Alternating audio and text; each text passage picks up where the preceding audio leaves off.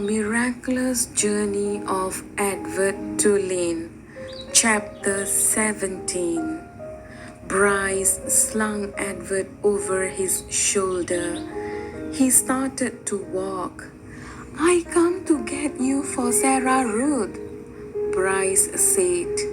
"You don't know Sarah Ruth? She's my sister. She's sick. She had her baby doll made out of china.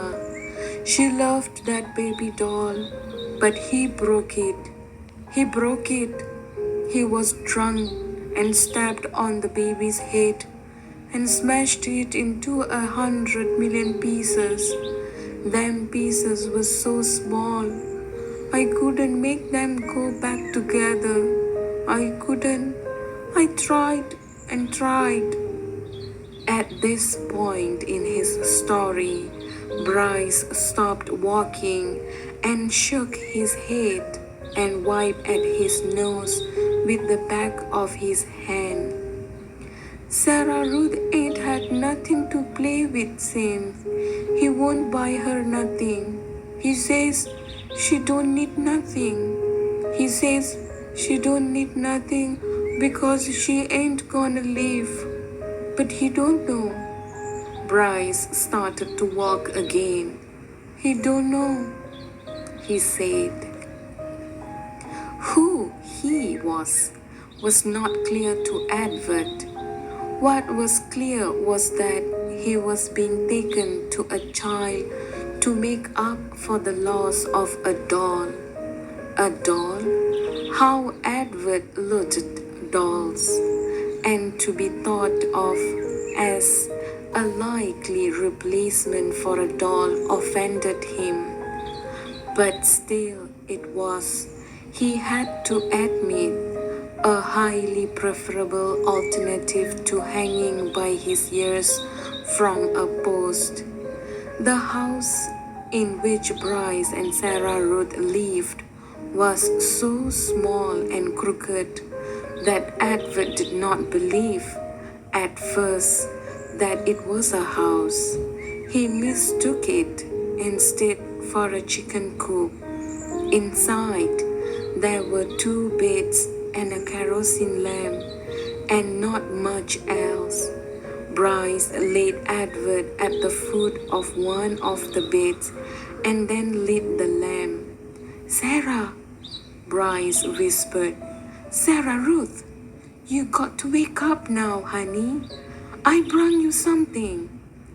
He took the harmonica out of his pocket and played the beginning of a simple melody. The little girl sat up in her bed and immediately started to cough.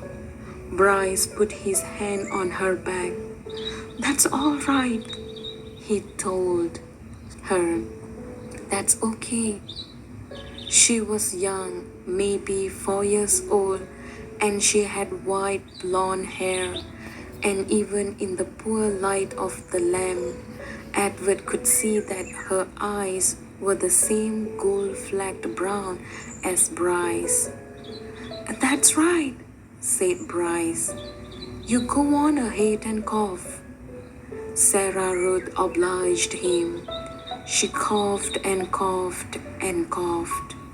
On the wall of the cabin, the kerosene light cast her trembling shadow, hunched over and small. The coughing was the saddest sound that Edward had ever heard, sadder even than the mournful call of the whippoorwill. Finally, Sarah Ruth stopped. Bryce said, "You want to see what I brought you?" Sarah Ruth nodded. "You got to close your eyes." The girl closed her eyes. Bryce picked up Edward and held him so that he was standing straight like a soldier at the end of the bed.